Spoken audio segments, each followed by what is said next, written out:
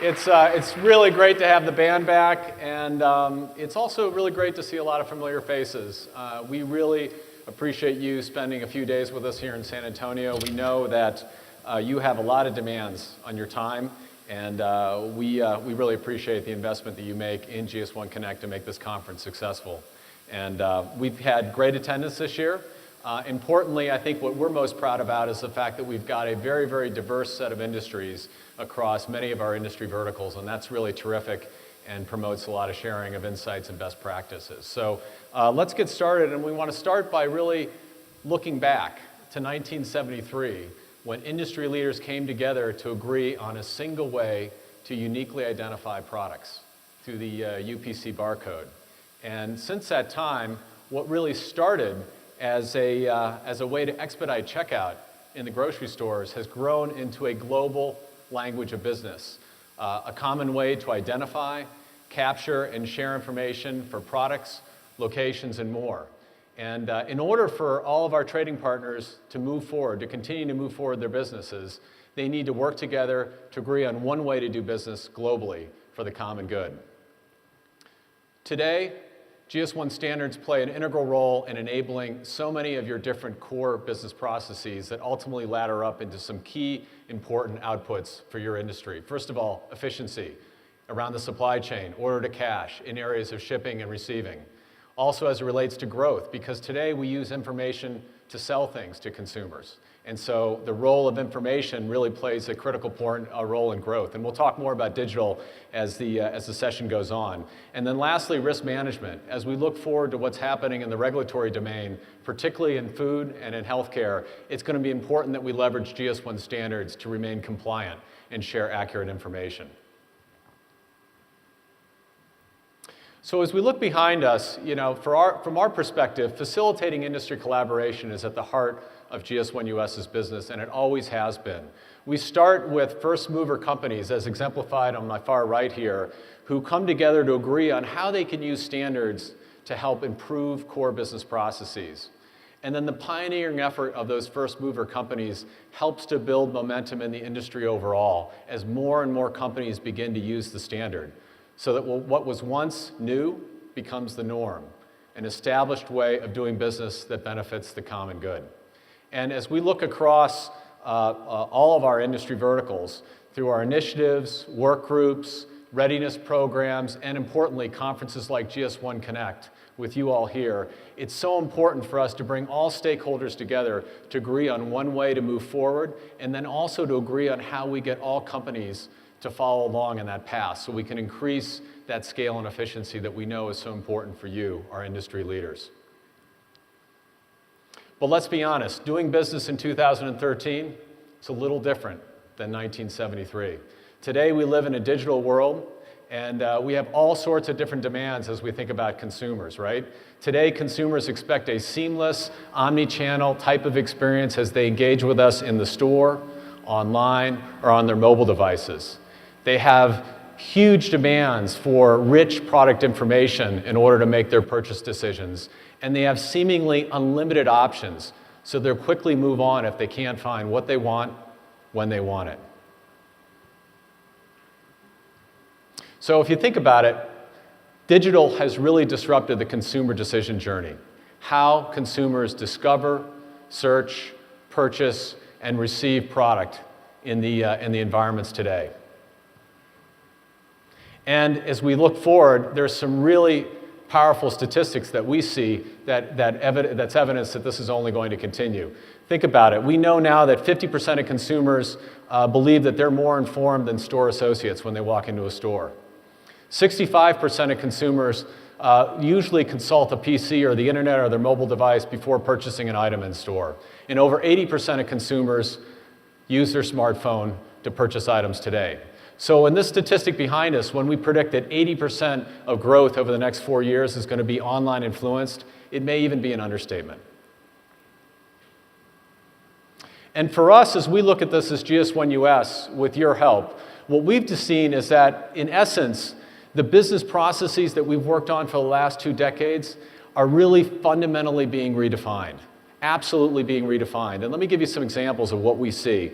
First of all, if you look at the supply chain, inventory optimization, we've always talked about inventory optimization, right? That's always been important. But now think about inventory optimization in the context of optimizing my inventory for online business, offline business, because every store is now a distribution center. And so I have to be ready to optimize an inventory for online, offline, mobile, social media, online promotion, all of those different impetuses. If we shift over and look at the consumer side, right product, right place, right time. That's not a new concept, right? We've been talking about that for 2 decades. But now think about right product, right place, right time in the context of the endless aisle of choice that consumers have. Hundreds of thousands of SKUs that they have access to online. And the demands on us as business owners to enable inventory accuracy and a very smooth decision to purchase process for that consumer at scale. It's a whole new context for right product, right place, right time. If we shift down and look at sales and marketing channel optimization, we've always talked about optimizing our catalog channel, our retail channel, but now consumers engage in all channels. And we need to be ready for when, where, how they visit us, no matter what format it is. And shifting over, looking at convenience and satisfaction, consumers want a seamless experience, again, across all those channels. In-store, online, mobile, and we need to harmonize those experiences so that they work together and really simplify the buy, purchase, and fulfillment process. So we see these redefinitions of business processes that we've talked about for the last 2 decades as really make it or break it steps that businesses need to make in order to remain competitive and leverage digital as an opportunity. So let's talk a little bit about data integrity. Many of our organizations lack the operational visibility to manage inventory in a single fashion. And we know that the online search engines, the barcode scanning apps, the social media sites, and online retailers lack unique identification to ensure that digital data shared with consumers is accurate and authentic. So going forward, success in the digital world is really going to hinge on data quality. It's surprising because when we look at search engines and what we have available today through the internet, we would think that there would be unique online identification standards for products on the internet. But in fact, the unique, universal product identification that we take for granted with the barcode does not exist in the digital world, resulting in upwards of 90% of the information we all search online through our mobile phones to be inaccurate. And the consequences of that are pretty significant. Let me give you some examples. Incomplete search results. I do a search for a product and I get incomplete information around the locations where I can buy that product, incomplete information around the price points that I can find, and also incomplete information as it relates to the reviews that are available to me that I need to purchase that item. Missed opportunities. I'm looking for tennis shoes. The online retailer has it as running shoes. I'm looking for a top coat. The online retailer has it as an overcoat. It's a missed opportunity. And oftentimes situations where the data is there, it's just bad. It's wrong. So in working with McKinsey & Company over the last 12 months, we categorize these 3 different buckets as what we call digital out-of-stocks.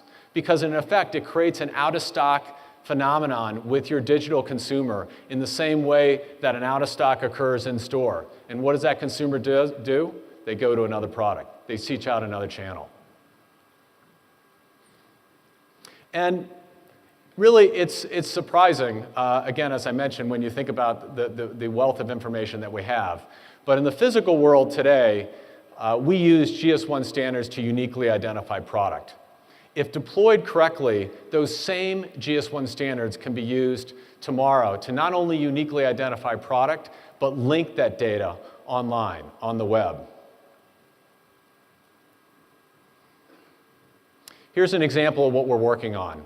You have the unique universal product identification in the barcode and translating that same unique online identification with the GS1 standard to an HTML tag. So not only do we have the same standard being used in the physical and the digital world, we have interoperability between the physical and the digital world, and most importantly, we can link data online, because that's the exponential benefit that the consumer derives in being able to access information online.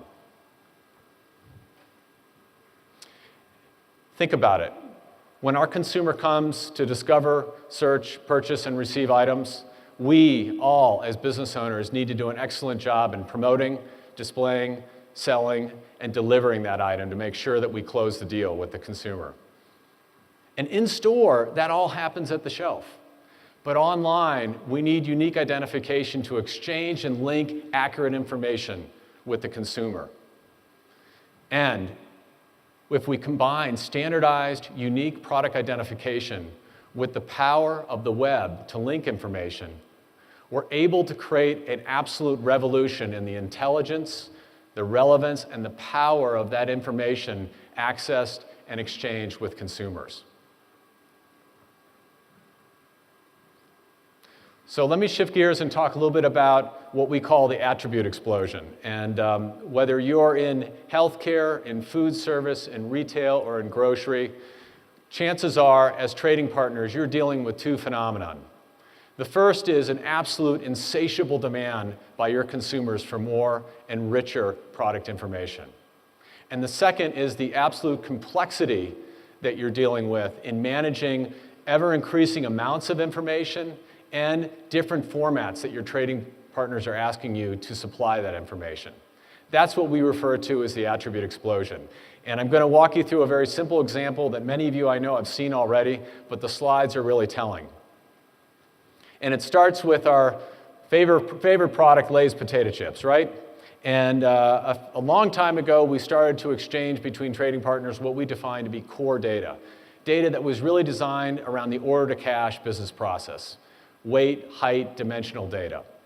But then we moved forward and we said we had global data synchronization data in order to enable the item setup process. And this really began in 2003, 2004. Retail came along and said, hey, this is great. We'd like to use some of this information for also potentially merchandising. And some of the data is proprietary to the retailer, so it needs to be topped off by the manufacturer, the brand owner. Food service came along. The last 4 years has been a tremendous growth and engagement in the food service industry, and they have their own specific attributes for GDSing, the Global Data Synchronization Network. And as we know, as brand owners, many of the items that we sell through retail also go through food service. So we have to manage all that data. And then finally, and not least important, the consumer. We have rich demands for nutritional content, allergen information, country of origin, sustainability data. And what you get is a big data phenomenon that we've heard talked about over and over again, but this is big data in the context of big product data. And this really represents an opportunity or a threat for us. Those companies that are able to derive insights from the information to proactively predict where the consumer is going to be, look at big data as a huge opportunity. What we know is that in order to harness that value from big data, we need information standards in order to share information efficiently in an automated fashion. And if you think the data is big now, it's getting bigger. Tomorrow you're going to hear from Gary Kovacs, our keynote speaker, who's the CEO of Mozilla. They run the very well-known browser Firefox. And he's going to share with you some statistics about the internet and around the use of big data and consumer-generated data that is pretty sobering.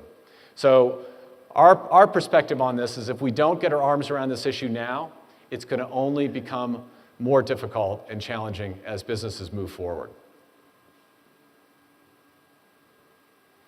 And it's really based on this commitment to product data management at a global basis that we worked hard last year to bring together OneSync and SA2 WorldSync to form One WorldSync in October of 2012. Serving now over 52 countries and 18,000 customers, One WorldSync is committed to sharing trusted product data with businesses and consumers to be more efficient and more effective. So, the pressure's on. We need to get moving because there's three things that are going to happen that are likely not to change. First of all, we have a consumer that is going to continue to demand a seamless, omni-channel type of shopping experience. Secondly, that consumer has an insatiable demand for more and richer product data. Third, we know we have regulatory challenges that are going to be coming forward. So we have two requests that we'd make of you right now. The first is the GS1 North American B2C Alliance. This has been underway for a couple of years in partnership with Canada. We have 41 countries, or 41 companies rather, that are engaging in this dialogue of how we take the unique universal identification in the barcode and translate that over into the digital world. We need you to get involved now. So if you're not involved in the B2C North American Alliance, find me, find us in the exhibit hall, sign up. We need your participation in that effort. And the second request we would have is get involved in the Global Data Synchronization Network. There are 29 different data pools globally that you can choose from. Talk to us about the standard of GDSN. If you're committed to sharing more and more data in a one-to-many efficient fashion, GDSN is a wonderful tool for you to use. Okay, now I'd like to touch a little bit on some strategic work that we've done with all of you, the industry, and through the voice of the customer and your input and the work we've done on our strategic plan for the next 3 years. We have 5 focal areas that we'd like to touch on quickly for your benefit. The first is we're committed to deliver as GS1 US an extraordinary customer experience. And what we mean by that is whether you're a small company that's just getting started or a multinational organization, we want to tailor our education programs, our solutions, our tools, our standards to make sure that we're solving exactly the problem you need to solve at that moment. The second is around shared value, and we really mean 2 things here. The first is shared value as it relates to the interaction between government, industry, and GS1, so that we can promote an informed conversation around regulation like the Food Safety Modernization Act, like unique device identification in the medical device industry. But the other is shared value as it relates to global solution providers, your industry, and GS1 to make sure that those ERP systems you're using, those MDM systems you're installing are standards enabled through GS1. Data integrity, we talked about both the consumer trends and the regulatory trends. The transparency that is now being caused simply requires us to clean up the data and get it accurate. We can't wait any longer. Universal unique identification. This touches upon migrating the universal unique product identification from the barcode in the physical world to that online unique identification in the HTML tag in the digital world. And lastly, relevance and scale. We as GS1 US need to continue to make sure we're building capabilities around business processes, around industries, to ensure that we're keeping pace with your needs and remaining relevant to your business. So what I'd like to do in closing before we move to the panel is talk a little bit about what's happening in our 4 primary industry verticals. And I'll start with retail, which encompasses our apparel, general merchandise, and hardlines area. And the challenges in this space are largely consistent with what we've just talked about, which is a seamless omni-channel type of consumer, a desire by these companies to manage their inventory one way, irrespective of online or offline demand, a need to bring products to market more quickly based upon the fashion trends that are happening. And lastly, also a need for product traceability, given recent interest in corporate social responsibility issues, particularly given what's happened in Bangladesh. So from our perspective, where GS1 US has been engaged is around inventory accuracy, leveraging the power of EPC-enabled item-level radio frequency identification, RFID, in order to manage and improve inventory accuracy, because you can't deliver that omni-channel experience, that seamless experience, if you don't have a good handle on your inventory and you can't promise that that shirt is there so that the customer can pick it up that day. So we've worked with our customers to make sure we've elevated inventory accuracy from 60 to 65% to upwards of 90%. We've improved cycle time times to being able to count 200 items per hour to over 12,000 items per hour, helping to reduce out of stocks by 50%. Let's move on and talk about grocery, which comprises consumer packaged goods and fresh foods. In the grocery space, the focus and the challenges for this industry has really been around food safety and product traceability. The Center for Disease Control estimates that 1 in 6 Americans get sick from food every single year, leading to 128,000 hospitalizations and 3,000 deaths. And that's really been the reason behind the work that the FDA and industry have been engaged in around the Food Safety Modernization Act.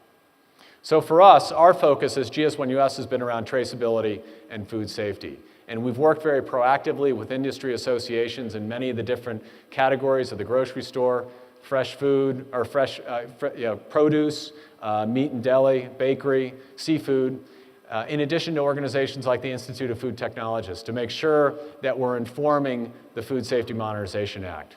In addition to that, we've also worked very hard on inventory management to improve inventory accuracy to upwards of 95% and reduce transportation costs by 8%, in addition to reducing shrink, excuse me. Food service. The challenges in the food service industry have been pretty acute.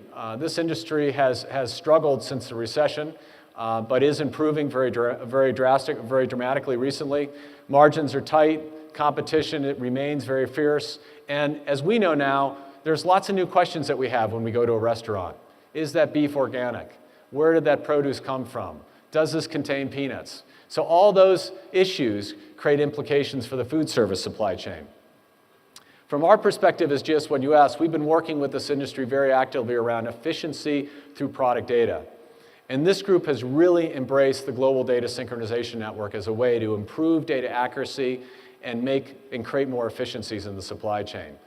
Their use of the GDSN has increased 12-fold over the last 4 years. And they now have over 2,300 different subscribers using the Global Data Synchronization Network, allowing them to move almost 85% of manufacturer volume through the GDSN and upwards of 63% of distributor volume through the GDSN, which has created huge efficiency for this industry. And lastly, let's look at healthcare. So the challenges in healthcare have really been around patient safety, but at a root cause more around the areas of adverse drug events and also traceability and recalls. We know from information we have that's public is that there's over 25 million adverse drug events every year, leading to over 100,000 preventable deaths in the US alone. In addition, every week there's between 15 and 20 recalls for the medical device and the pharmaceutical industry each in America alone. So controlling those recalls, preventing those adverse drug events is a real big opportunity to elevating patient safety in the healthcare space. So our focus has been around improving patient care, thinking about how we can start with better inventory management so that we can get control of items and uniquely identify devices and pharmaceuticals, and then over time be able to trace that product for more safety. And we know through work we've done with our customers, we've been able to improve the discrepancies in vendor item numbers or unit of measures by upwards of 73%. We also did some landmark work with McKinsey & Company globally in a report called Strength and Unity. And if you haven't seen it, I would really urge you to read this report. Through that report that McKinsey did in partnership with GS1, we found that through a better global implementation of GS1 standards, we could eliminate 43,000 deaths that are preventable, and we could also reduce 1.4 million patient disabilities. In addition, we could take out of the market tens of billions of dollars worth of counterfeit product that puts the patient at risk every single day. So, I come back to our message again. We need your help. We need you to join us in the B2C Alliance as it relates to digital activity. We need your help in grocery, retail, food service, and healthcare, our industry initiatives. Get involved in our work groups. Take advantage of our readiness programs. Get involved in our community advisory boards. We're only as strong as the industry support and guidance we get from all of you, and we urge you to get more involved if you can. So thank you for that. So with that, I'm going to shift gears again, and we're going to invite up 5 exceptional panelists from different industry groups to engage in a bit of a discussion this afternoon. And our first panelist is Jay Crowley. Jay is the Senior Advisor for Patient Safety at the FDA, has been at the FDA for over 20 years, and has been absolutely, hello Jay, nice to see has you. been absolutely instrumental in helping to drive the work around the unique device identification regulation that we expect to become law very, very soon. Soon. Okay, good. More to come. Joe Dudas is our second panelist. Joe is the Vice Chair of Category Management, runs strategic sourcing and supply chain for the Mayo Clinic. If those of you that don't understand the Mayo Clinic, Joe, how are you? For those of you who don't understand the Mayo Clinic is considered one of the preeminent healthcare institutions globally.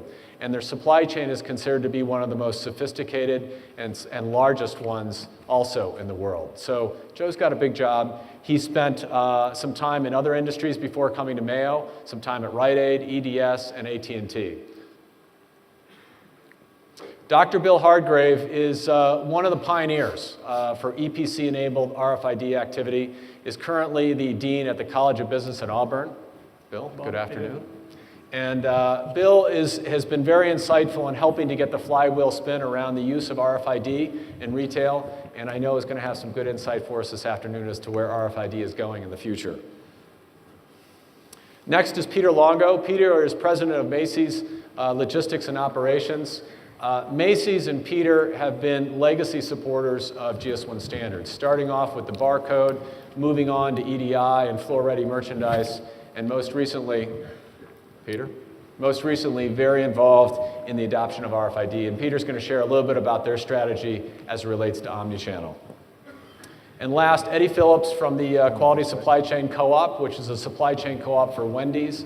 Eddie has been instrumental in helping push the operator adoption of GS1 standards. Eddie, good afternoon.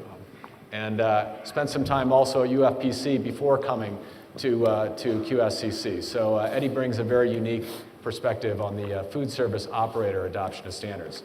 So let's get started. Gentlemen, good afternoon. Good afternoon. Good afternoon.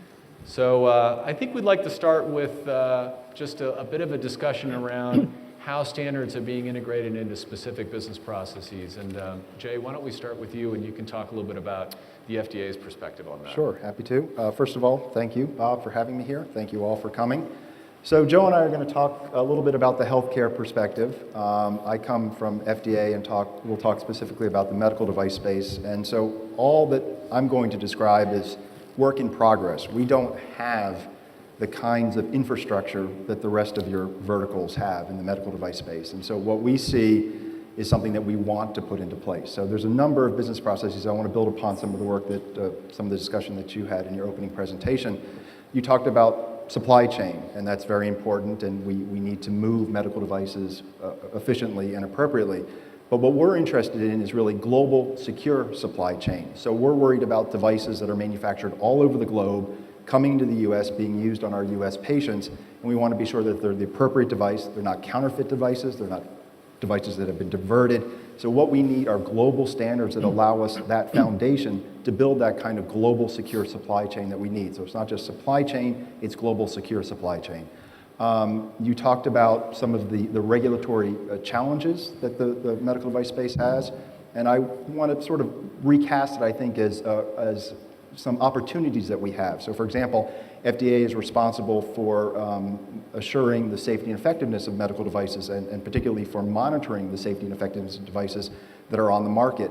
Well, how do we do that? We do that through adverse event reporting. We do that through registries. We do that by mining population-based data sets, except that it's very, very difficult to do right now because we don't have a standardized way to talk about, to identify medical devices. So we cannot do maybe what other industries can do because we don't have a standardized identifier that we can look at in an adverse event report so that we can aggregate information. We don't have that information in population-based data sets. So a lot of the things that we want to do, we can't do, but that when we have this standardized identification system in place and key attributes associated with those identifiers, we can start to do, I think, some projects in healthcare that are going to affect and improve healthcare and reduce costs and improve patient safety for all, not just in the US, but globally. Joe, do you want to expand on that a little bit from the Mayo perspective? Yeah, I too want to thank everyone for coming, and it's an honor to be with the other industries because, like Jay said, we're trying to do what other industries have, and we're trying to learn from the best, which is why we come to these things. Information is critically important to reinventing the healthcare industry as it is today. If you think about it, we spend more on healthcare than we do on education and defense. So it has to get smaller. Jay talked about some of the traditional areas, and I think everything he said is true. We have to implement the supply chain, category management, the point of care to improve safety. and even in the billing area to make sure that we're appropriately billing the patients. But I think what really excites us are some of the benefits that come through the use of standards. We can connect these traditional unconnected processes such as research, and we can really take the innovation up another level exponentially. A couple of examples is we can look at how these products actually perform in individuals and actually customize care to your genetics. So we know what medicines, what devices are truly effective in the individual patient. And then the last thing is that we really want to set the bar for transparency in an industry. We want patients to know everything there is to know about their health and about the possibilities that could help them. Thanks, Joe. Bill, let's shift over and go to you and talk a little bit about how you see business processes being changed a little bit through standards in the retail space through RFID. Yeah, I'll come at it from a couple of angles, from a technology, supply chain, and a retail perspective, or a retail supply chain. You know, one of the things that you touched on in your opening remarks is this idea of visibility. And really, that's something we've talked about for a long time. And, you know, regardless of what product you look at, and we look at visibility, what we have to look at is the whole thing. And that's from, you know, from farm to fork, or from source to shelf, birth to death, however you choose to look at it. We've talked about the ability to see things, but we really haven't been able to, right? We see it in silos. And that's truly not end-to-end visibility. And I think for the first time in history, we now have the opportunity to truly have visibility, because it's a confluence of having the technology and the standards then to be able to tie those things together. And that's the key there, is that the only way we have visibility is if you have standards along the entire way. And that has to be standards in the technology, so the data carrier itself. It has to be standards in the data elements themselves. It has to be standards in what those critical tracking events are. It has to be standards around how we share information along that supply chain. And we're finally getting there where we have those pieces. If you look at the need for that, I mean, retail is one that we can look at, and we know the obvious need to be able to see from manufacturer to the consumer. But you know, you mentioned the Food Modernization Act, another one of those things, right, that talks about we need to be able to trace back, trace forward. How do we do that? And we finally have an opportunity to be able to address some of those things that have been problems for many, many years. And it's all centered around standards. If we don't have the standards, then we'll go back to what we've been for many years, and that's these silos, and then trying to figure out some way to get these things to align, and it's nearly impossible. Well, and it's funny because I think what you're describing, Bill, is what Joe is alluding to about being able to connect processes that traditionally have been disconnected, That's siloed, right. But through visibility you can start to create some real exponential benefit. Peter, if you could talk a little bit about some of the business processes that are enabled through standards and the work that you guys are doing at Macy's. Sure, and we too are very, very pleased to be invited to participate in this. When I joined Bob on the board of GS1, having spent a long time in the retail business, I was frankly surprised, out of just pure ignorance, that in some regards the retail industry, with formerly UCC, now GS1, the VIX organization, which has now been merged into GS1, that there was such a disparity in the use of the assets and the resources that an organization like GS1 makes available to every industry. I kind of thought, only because I didn't have exposure to it, that everybody was more or less at the same place and that the horse races were very equal. And while I enjoy the fact that we use them so well, I was a little bit disconcerted that I know more about the rate of sale of sweaters through the use of technology than maybe some of the things that go on in the medical industry. So I've stayed away from the medical industry and spent all my time in stores. Good choice. Or as best as I can. But I think having lived through the last 15 or 20 years of the imperative of standards, and we're not done, but the the reality of what you get, we manage only a couple of things. We manage service, we manage cost, and the end game is our consumer. The amount of waste that can come out of your business, whether you call it a supply chain or anything that's a facsimile of it, you literally, at this point, you're into the multiple billions of dollars, multiple billions. And if time is important, we have taken days and weeks out of the supply chain through the effectiveness of a common language. And there is just no way that we could have achieved in the retail industry what we provide between producers and retailers. The end game is a satisfied customer. Faster, cheaper, and all of that passes on to the consumer. It also, that's the external side of it. The internal side is we can communicate inside a big corporation like Macy's, over $28 billion, over 100,000 employees. It has helped us talk internally in the same language. So we feel that we have been a great beneficiary of it, and whatever we can do to help all the industries achieve the level of execution and utilization of the assets that the GS1 organization provides, we'd be very fast to want to do that.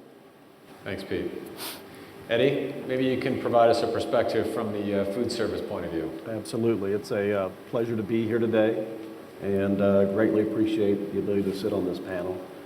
Standards in the food service industry provide QSCC and its business partners that common language in which to not only identify product within our system, but production information about the product. And what that enables us to do is to incorporate that information into our decision-making process so that we're more effective at handling that product as it moves throughout the supply chain. You know, the net result of having that information and incorporating that into our decision-making process benefits the Wendy's system and QSCC members by reducing waste as well as reducing the risk associated with foodborne illness. I appreciate that. No, I think having sat through the food service session this morning, there's a lot of passion around those topics, absolutely. Before you go on, I'm sorry, I want to reiterate something that Bill said, and I think it cannot be understated, which is this is really about visibility. In the medical device space, which I think is somewhat unique, we have medical devices that have very long lives. These things live for a very long time in hospitals, they live for a very long time in patients' homes, they live for a very long time in patients. Many of you may be running around with all sorts of implants. And visibility, knowing where devices are at any given time in their life cycle is critical. And tying these systems together, like Joe mentioned, knowing that I have this information in a patient's electronic health record, or Joe knows what he has in his hospital when there is that recall, having that visibility, which we just do not have right now, or we don't have well, is absolutely critical to what we're trying to achieve. So I think, if I can leave you with one thought on that topic, it's really, and thank you for that, it is visibility into where products are at any given time in their life.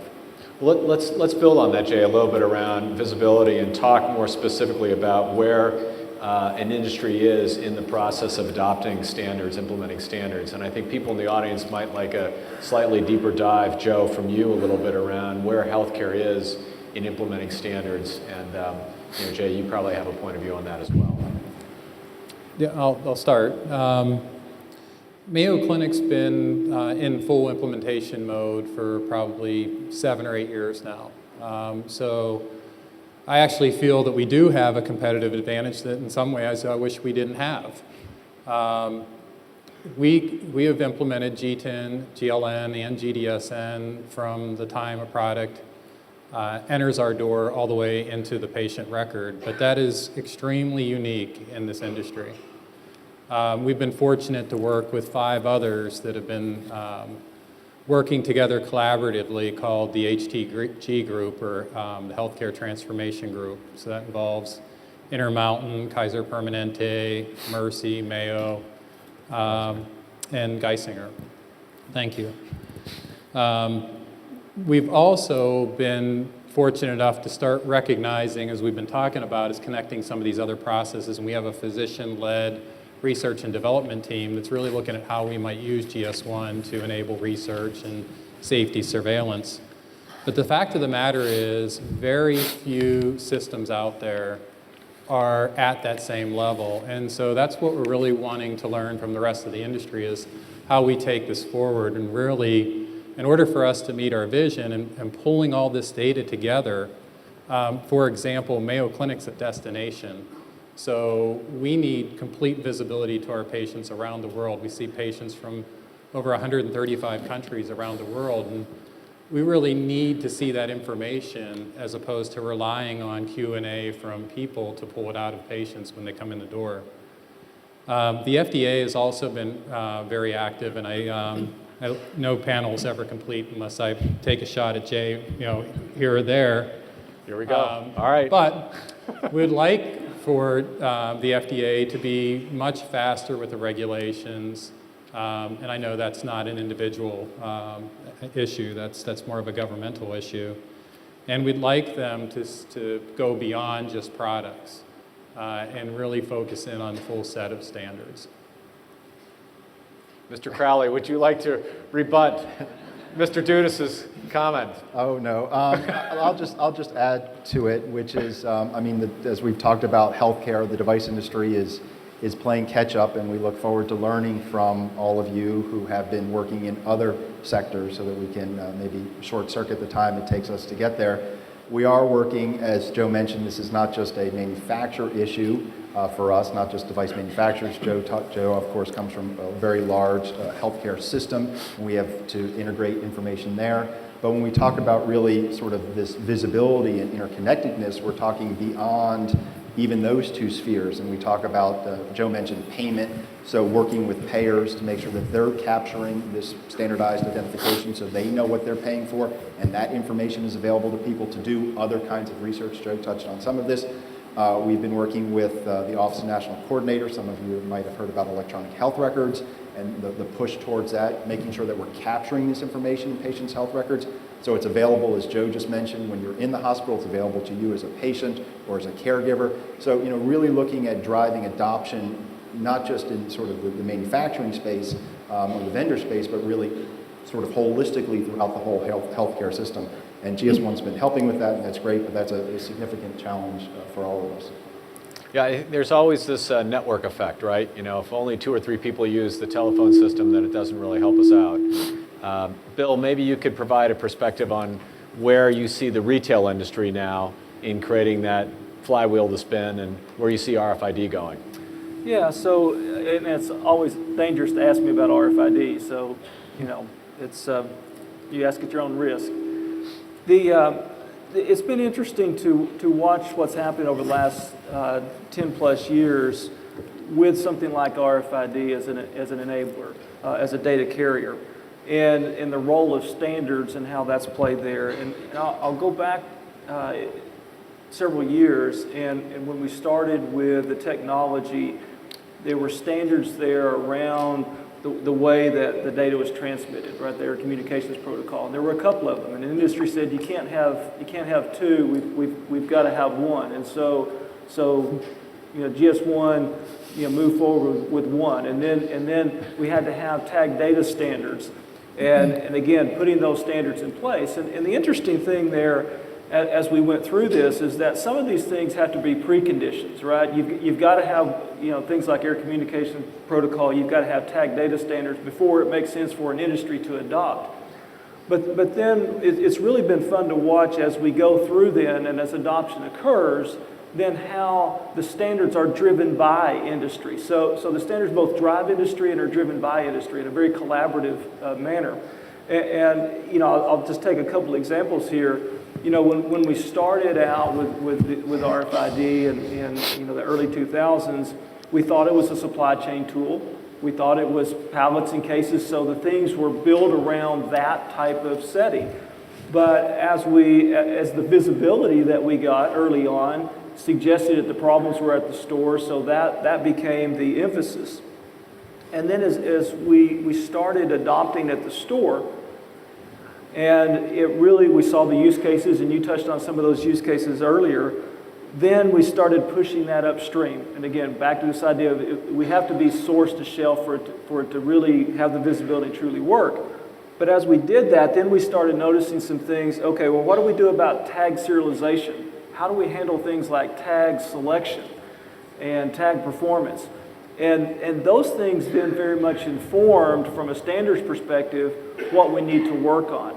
And so those things have been driving the work within the standards group here. And I've talked to Gina earlier today, and some of these things that we've been working on over the last several months now are coming to fruition because the adopters, the community said, look, for this to continue to adopt, we've got to stay ahead of it. And so when we look at retail as a supply chain, we're now starting to knock down some of those barriers, right? So we're now at the store, we're now starting to push it upstream. We've got tag data standards, now we're getting tag selection and tag performance, tag serialization, and soon we'll have all the barriers torn down to enable that. And again, that's been fun to watch from a technology and a standards perspective. Again, something we haven't been able to do for a long time. No, and it's a bit of an art as to how you orchestrate that tipping point, right? Yeah. I mean, that isn't something that we can scientifically derive. And Eddie, I wanted to go over to you and have you talk a little bit about where food service is. You guys have made a tremendous amount of progress, but I know you probably don't feel like you're there yet. No, we're certainly not all the way there yet. What we find as we talk with our suppliers and distributors regarding standards, that there's a very solid understanding of the standards as they're emerging. However, in terms of the stage of implementation, we find that they're across the board. There's a great variety of what we're seeing in terms of where they stand currently. So what we've tried to do is to continue to collaborate with our business partners to understand where they are today, to survey that capability set, and to set aggressive yet achievable goals to improve and move the entire system forward. So issues around making sure we get common goals, getting scorecards put in place. Exactly. Starting to get first movers that are sharing best practices. Absolutely. All Yeah. those things are going to be important. Uh-oh. Robert is coming with a microphone. Do we all need to use that, Robert, or just Eddie? He's the problem? Hello? There we go. All right. There's all that shaking before, whatever that was. I know, It all that, disrupted I think his, Eddie was causing that. That's right. All right, let's move on and talk a little bit about another fun topic, which is data quality. And Jay, I'm going to start with you because I know you have some perspectives on this topic. And but all kidding aside, I'd like you to share your perspective on how does healthcare need to address the data quality issue? Well, it's a huge issue. I mean, your earlier slide, I think, was very interesting, sort of that growing data need. And, there were certain use cases that I think you presented that those data were intended to support. Healthcare is, an order of magnitude in greater need of data. And so really trying to move the healthcare industry to a place where first it understands what standardized data is, because to a large extent we haven't done that. The healthcare industry is, I was going to say like the mattress industry. I don't mean any disrespect anyone out there, but people use different terms. You've offended a bunch of mattress people, I'm sure. I'm sorry. It's a great product. I love it. I sleep on it every night. But you can't compare. You can't go to two different mattress stores, compare mattresses, and if that's done on purpose or whatever. But in the healthcare space, we have something very similar where we cannot compare products. We cannot do it easily. I know Joe and his organization, his researchers, and others try very hard to do that, but we don't have standardized data. And until we get to the point of having standardized data, we can't do the kinds of comparative effective research, other kinds of research to know. Joe touched on being able to tailor certain products for certain patients. If we don't have standardized data, we can't do the kinds of analyses that we want to do in order to get to that point. Having said that, we are light years behind where other verticals are, other industries are at this point in getting industry to understand that and starting to develop that data, which is very difficult. So you mentioned the project that we're working on at FDA, Unique Device Identification, and I will tell you that the most, they can figure out how to get a GTIN, they can figure out how to put a barcode on a product. There are people that can help them do that. Really organizing the data for their products is very, very difficult. It's a huge challenge, particularly when we look at the kinds of data elements that we're looking for to support broadly healthcare. So this is not just moving the product from point A to point B. We're looking to support the actual use of that product. You talked about medical errors, so we're looking at certain data elements to help us reduce medical errors. And we're looking at data elements to support patient use, patient connectivity, a whole host of activities where we need a set of standardized data. You mentioned, someone getting bad information and not buying the right product. Well, if you get bad information about a product that you have at home that you're using, you might end up at the hospital, which isn't where Joe wants you to be. So, getting the industry, the healthcare industry, to understand what it takes to create and maintain standardized data is a huge challenge for us, and we're really looking forward to you helping us do that. I hear the challenge. Joe, do you have a quick comment on that from the Mayo perspective? Well, Jay did tap me on the arm, and I can't pass up the opportunity, but it was mentioned how important a single standard is. I was wondering if maybe Jay would want to talk about that a little bit. Okay, maybe that's what we need to go over to Eddie to talk a little bit about data quality in the food service space. Now, this is, food service, you have lots of SKUs, data quality challenges, so Exactly. Maybe you can provide some perspective from the food service vantage Well, point. in food service, the accuracy of supplier item information is absolutely critical to what we do. If we're managing product as it moves through the supply chain with incorrect shelf life information, storage temperature information, the consequences to the public, to the brand can be dire. So it's a key focus for us to improve the identification of product, manufacturing location, through standards such as G10 and GLN. And we believe that in order to move the industry along further, that the Global Data Synchronization Network and leveraging that service as a one-stop shop location to have up-to-date supplier information is absolutely critical for our industry. I'm gonna shift over to Pete. Could I just say for a moment, you healthcare guys and food guys are scaring the hell out of me. Don't get sick and don't eat, and you're fine. Don't go to the hospital. So I'll change Just my stick to sweaters, Pete. agenda. How the heck can I help you guys? We'll get all our healthcare at Macy's. It'll be perfect. Pete, maybe you could talk a little bit about data quality, because I know this has been really central to the Macy's mission and all the things that you're doing with Omnichannel. Well, it's, I think it comes in a couple of different pieces in terms of how a retailer and Macy's view it. In the general sense of where the department store has been for external trading relationships, I think we have been and still are extremely well served by the use of the UPC. I mean, it basically has been delivering just about everything you would want it to up to about 2 or 3 years ago.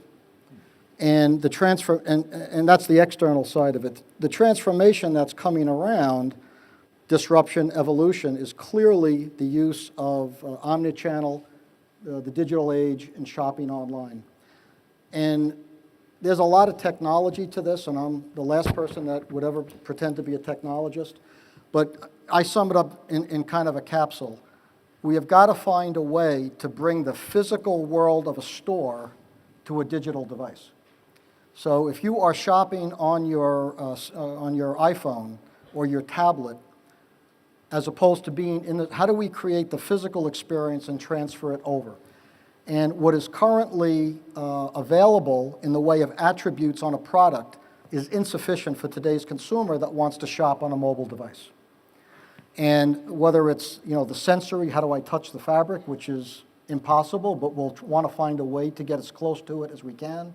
And all of the things that you would find on the product needs to somehow get transferred to easily capturable and then communicated information on the product. That's the external side. Internally, and I don't know that this is where the conversation was going up to date, there's a lot of data accuracy issues inside a corporation that has nothing to do with trading relationships. And that goes to the issue that we were talking about the accuracy of our internal records. Nobody is proud to say, but it's a matter of public record, on any given point in time, what we call our inventory position across 900 stores is off by about 30%. Now, the good news is my error rate doesn't kill people.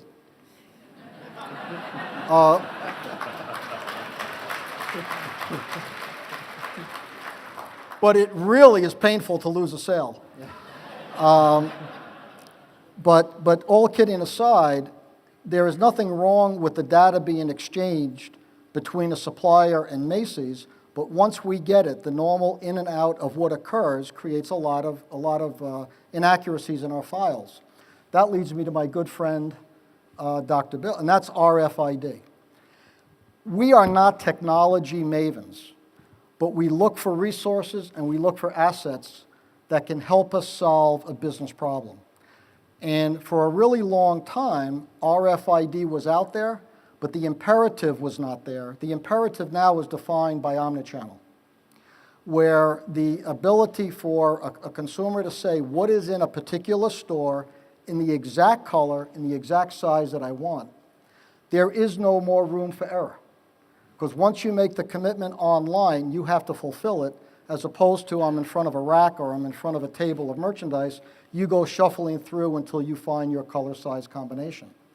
If we're doing that in a remote experience on a tablet or an iPhone or a laptop, and we say store A has that exact product, you can come get it or we'll ship it to you. If we get that wrong, we have lost a customer for life. So that is the internal version of data accuracy and why we are fierce proponents of RFID, not because I understand all the technology involved in it, but because it becomes an asset to enhance the shopping experience. And the customer demands perfection at this point. There's no room for error. So we see it on the external side with the UPC, but the UPC's got to have more product attributes. Internally, we see RFID enhancing accuracy, and in turn, our reliance on our supplier community to embrace that so it lifts the whole lake of the ability to have a synchronized experience, would you say from farm to fork? I don't know what that means in the retail world, but kind of farm to fork. I must admit, it's the first step to healing is to admit you have a problem. and I'm glad to hear Peter publicly admit they have a problem, because this is the first time that Peter has spoken to me in over 4 years. Because a little over 4 years ago, we had the chance to work with Bloomingdale's, part of the division of Macy's, and when we brought to light the data quality issues, he stopped talking to me. So I appreciate you talking to me. But I think I did ask Pam and Bill to represent us. We're happy to cause a breakthrough here for you, Bill. That's good. You know, it's an interesting thing about data quality, and Peter's spot on about the idea of internal and the external perspective of it. But, you know, it's something that has surfaced, and I think standards and the technology have brought it to light. Bill Connell and I were talking at lunch that it's such a pervasive problem that over time, retailers and I think the healthcare industry and the food industry, when you deal with a problem for so long, then you just internalize that problem, and you don't even recognize you have a problem. And I think that through this, we've been able to recognize, one, how pervasive the problem is, how to solve it, how to attack that problem, how to solve that problem. And then once you do that, it changes the nature of the game, right? We're able now to do things that we were not able to before because we managed around bad data. And there's only so far that can take you, right? And it's like, you know, lifting the veil. You can now, you know, you mentioned it in your comments. We go from 60-some% to well into the upper 90s. Now you can actually do something with that data. Now you can truly have omni-channel. Now you can truly start working with the customer and enhance that customer experience. Now you can truly know what devices you have out there. It's been a big issue for a long time, and we're just now being able to address it. I would only add, if I can, I think the inherent nature, we all work in big organizations and we're part of big industries.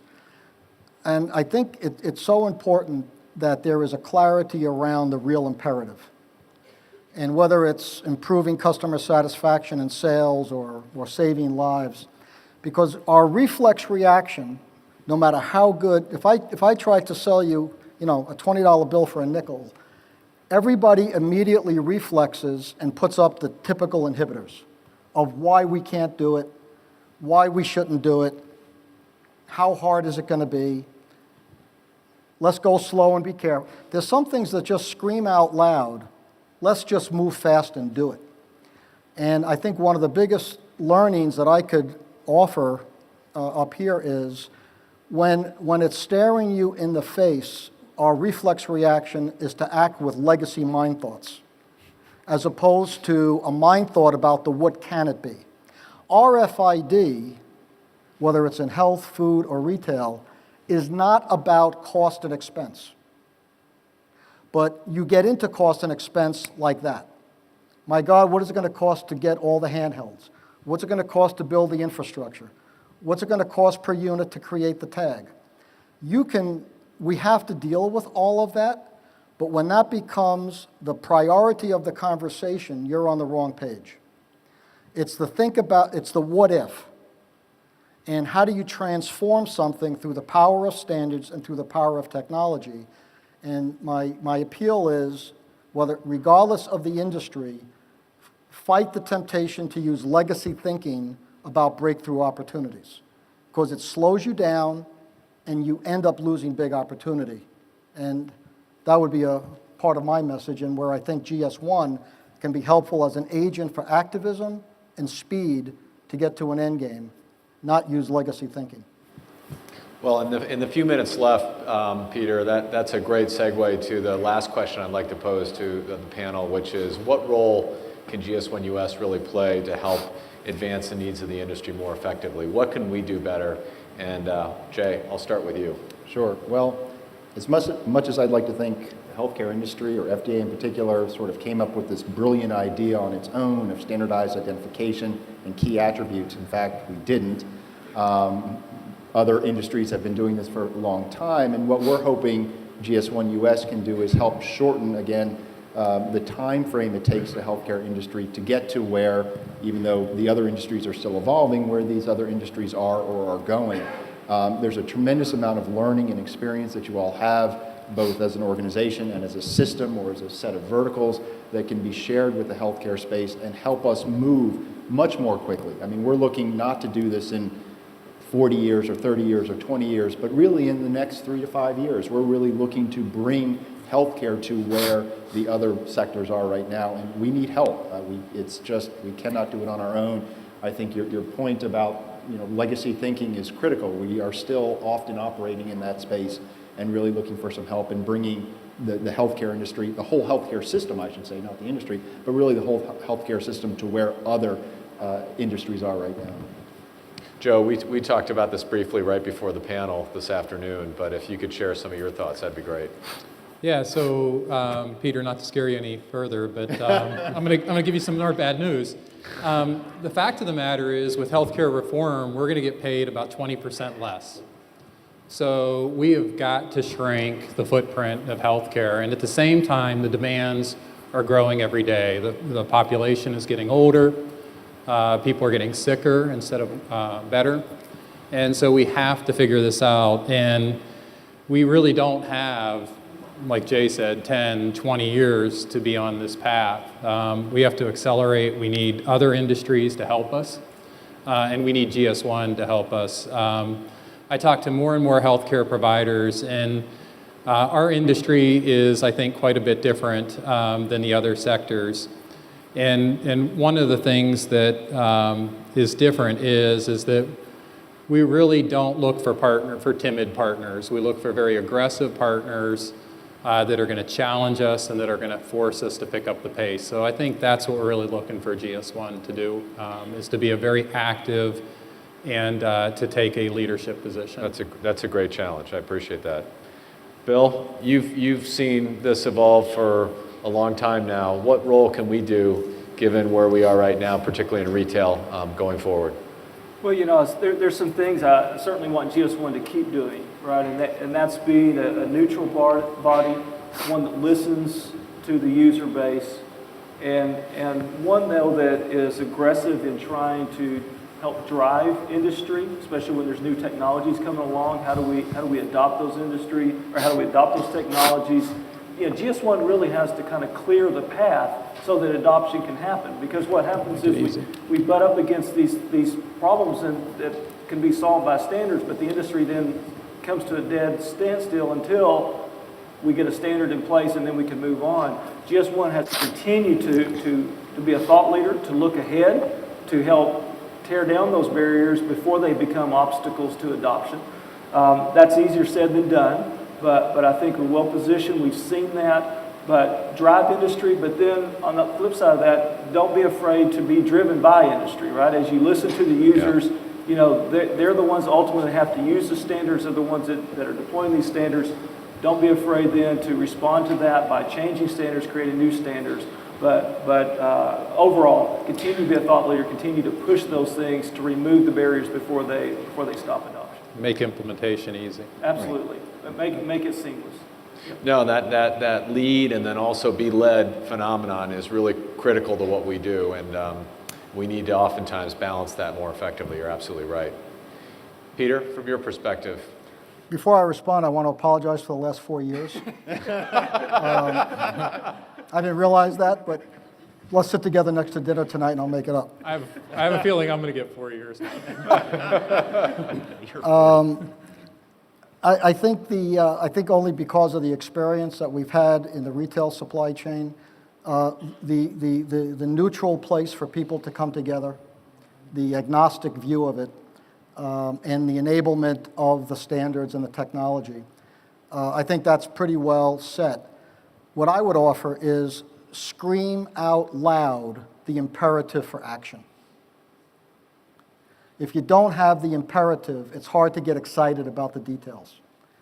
And I think one of the things that we've done well together over many years is we scream out loud the reason for all of this, and then here's how the resources and the assets and the technology work. And that would be my contribution to the thinking on it. Yep, I think that's good advice. Eddie, we'll close with you. Any thoughts for GS1 US as to the role we need to play on behalf of food service? I agree. I think we have to continue to drive the implementation forward within food service and in defining the best practices for each of the product categories that we have. That will help do that. We risk right now having one-off solutions within our supply chain. And we really have to push a consistent message of this is the standard practice for each segment so that we realize the full benefits of the GS1 standards as well as a reduction in the cost for the system. That's great. Well, listen, Eddie, Peter, Bill, Joe, Jay, thank you so much for coming out. I think this gives a very rich cross-section of the kind of work that we're doing and, importantly, why your involvement is so important. So thank you.